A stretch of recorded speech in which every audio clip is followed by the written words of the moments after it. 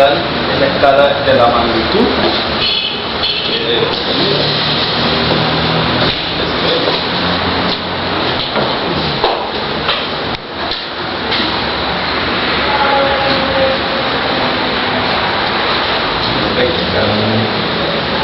tenemos en el centro, actualmente tenemos la línea de menos 180 grados y tenemos una línea de menos 90 grados, una línea de menos 45 grados.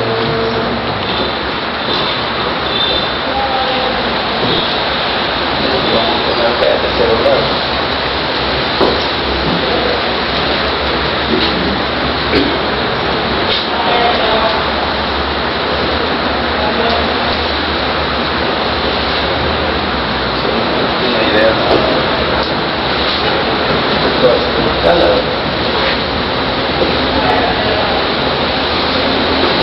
Para decibelios y aquí grados tenemos 80 grados, 225, estamos en 270.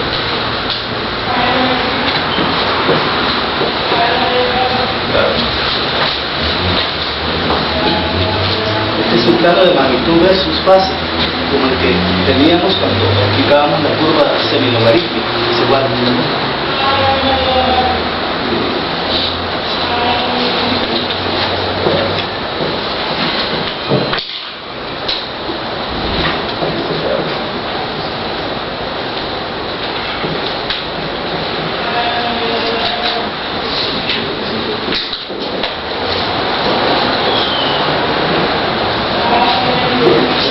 Espacios de 45 grados cada ángulo.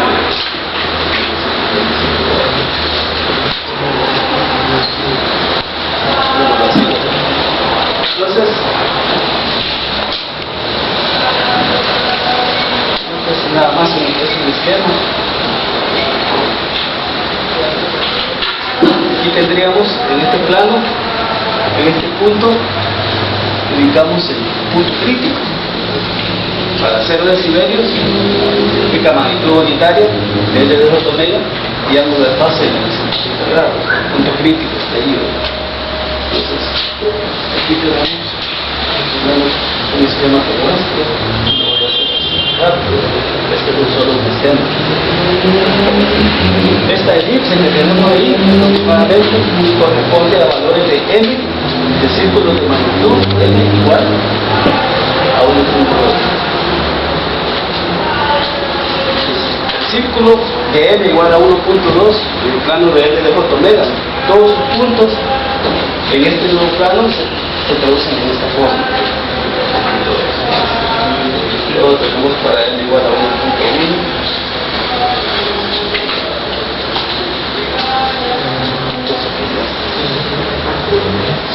para N igual a 1. Para N igual a 1.0, la recta que teníamos, ¿se acuerdan? Para N igual a 1 era una recta paralela al eje imaginario del plano de j omega en x igual a menos 1 medio. Para N igual a 1 a 1. Así en este caso esto se traduce a algo como esto.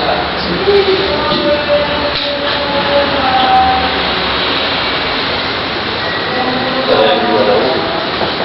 Es un esquema nada más, para tener una idea de lo que está permitido para los valores de magnitud M constante. Cuando M es igual a 0.9,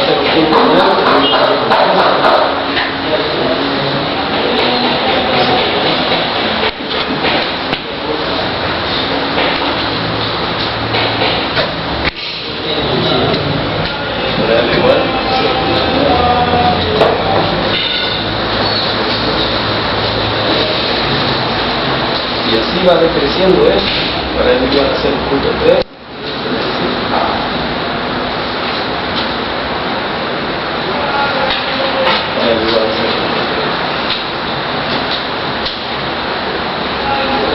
Para N igual a 0.7 equivaldría a la curva que corresponde al ancho de banda. en la respuesta de frecuencia. M igual a 0.707. Y así va creciendo eso. Y para las curvas de fase tenemos curvas más o menos como esta. Por ejemplo, tenemos una acá que corresponde a un ángulo de fase de 90 grados. El círculo sería ubicado aquí a menos 10 grados, claro, se reduce en una curva como esta en este plano. Claro. Luego tenemos otro círculo a menos 45 grados. Y así.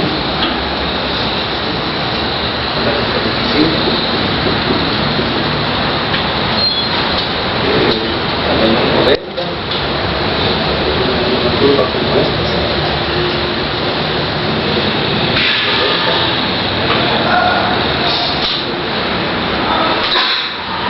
Así sucesivamente, por a menos 270,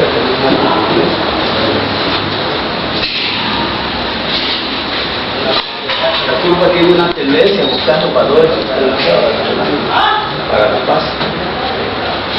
Tenemos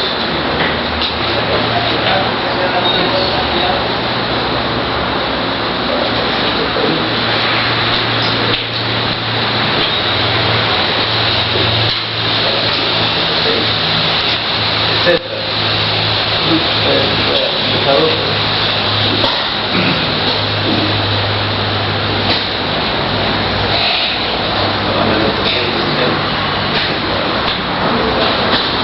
Esa es una idea de lo que es la planta de líquidos. Entonces en ella, como tenemos un plano de magnitud versus fase de fotonera, entonces en ella podemos dibujar la curva logarítmica que explicamos en la clase anterior. Por ejemplo, supongamos que tenemos esta curva logarítmica dibujada acá. Tenemos esta curva.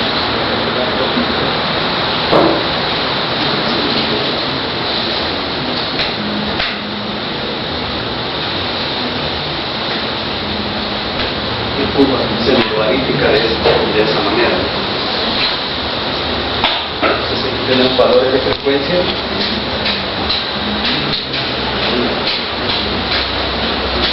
donde presentamos las curvas tanto de fase como de magnitud.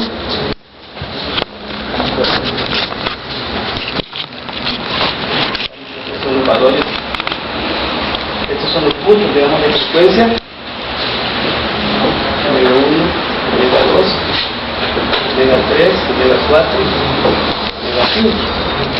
Digamos que esos son 5 valores de frecuencias que leímos de los diagramas asintóticos de Bode para obtener las curvas logarítmicas. Entonces aquí vemos lo siguiente. En este caso, en este punto la curva toca a este círculo, a esta curva de m igual a 1.1 constante. Esta es la magnitud de la función de transferencia de lazo cerrado. Entonces, y a medida que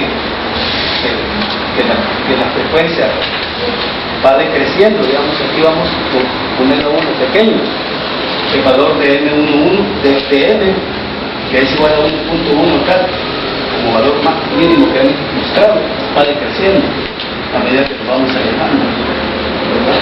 Entonces, aquí podemos dibujar la respuesta del lazo cerrado del sistema para los diferentes valores de frecuencia, ¿verdad? Entonces, ¿cuál sería en este caso?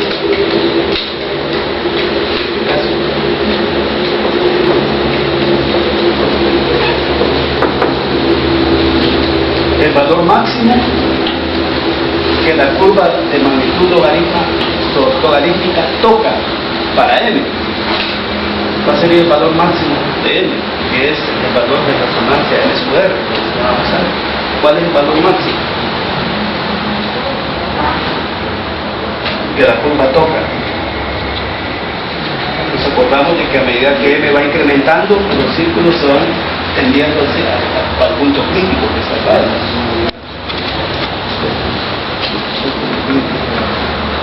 A medida que el valor de M incrementa, como explicábamos antes, en los círculos de M constante, los círculos van tendiendo a centrarse en el punto crítico. Entonces, si M incrementa, la elipse va a estar más cerca del punto crítico. Entonces, ¿cuál es el valor de M sub R que la curva semilogarítmica toca? 1.1. M sub R es igual a 1.1. ¿A qué frecuencia? A esta frecuencia total, que es donde nos toca. Esta sería la frecuencia de resonancia omega sub R bajo omega sub R. Entonces, si no conocemos esta frecuencia, porque los puntos que sacamos para la curva semilogarítmica no lo estimábamos, sino que al graficar nos dio que la curva toca a la curva de M1.1 en este punto. Entonces, M sub R, omega sub R, ¿cómo lo averiguamos? Esto, el diagrama de Bode.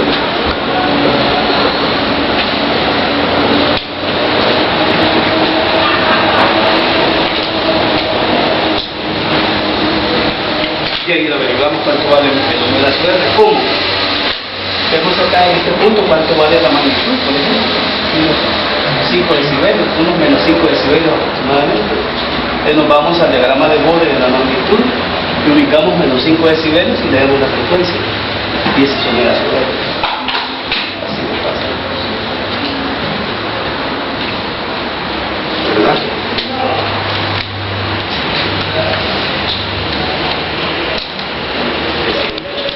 Tuviéramos por aquí la curva del ancho de banda, que es 0.707, tendríamos por acá donde la curva semilogarítmica corta a la curva correspondiente a 0.707 y la frecuencia correspondiente sería el ancho de banda del sistema de lazos cerrados. De nuevo, si no conocemos el valor de frecuencia, nos vamos al diagrama de Bode, que es la magnitud, y luego la frecuencia, el diagrama de Bode asintótico de la magnitud.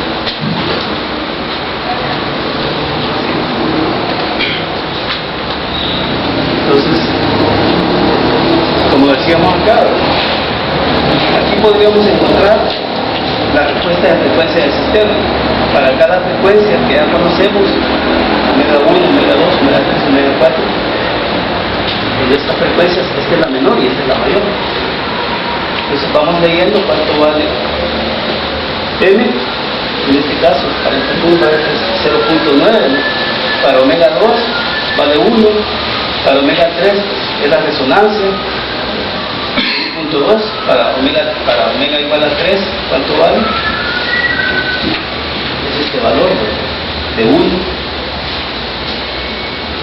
para omega 4, 0.3, y así podemos graficar la respuesta de frecuencia, la respuesta de la magnitud del sistema de lazos cerrados en función de la frecuencia.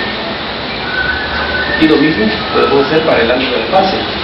Vemos acá donde hay los valores de la frecuencia en los puntos de intersección con la curva de fase, para obtener la respuesta de fase del sistema de lazos cerrados.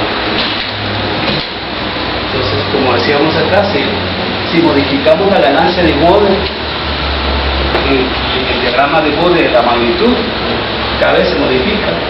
Entonces la curva solamente se va a desplazar verticalmente la cantidad que se modificó la ganancia de Bode en decibelios, ya sea aumentando o decreciendo la ganancia de Bode, se desplaza la curva de magnitud. Si se modifica el retardo, como decíamos, la curva de magnitud logarítmica solo se mueve horizontalmente. Vamos para modificar el margen de fase del sistema. El concepto de margen de fase y margen de ganancia, como estamos en este plano, es lo mismo que explicábamos antes para la curva semilogarítmica. Por ejemplo, acá, omega sub 5 sería la frecuencia de cruce de fase, porque cruza la línea de menos 180 grados. Y a esa frecuencia, con ese ángulo, estaríamos en el plano L de J omega sobre el eje real negativo, con esta frecuencia. La distancia que hay para llegar al punto crítico es toda esta. Ese representa el margen de ganancia, igual como explicábamos antes, que sería el máximo incremento que se le puede dar a la ganancia de Bode para que el sistema realimentado esté críticamente estable. El margen de fase, lo mismo que explicábamos antes. Y en este punto, como estamos en una línea de 0 decibelios, este corresponde a magnitud unitaria para L de J omega. Entonces en este punto tenemos una frecuencia de cruce con la línea de 0 decibelios, y esa frecuencia de cruce sería la frecuencia de cruce de ganancia, donde la magnitud es unitaria. Entonces la distancia angular de ese punto al punto crítico es el margen de fase.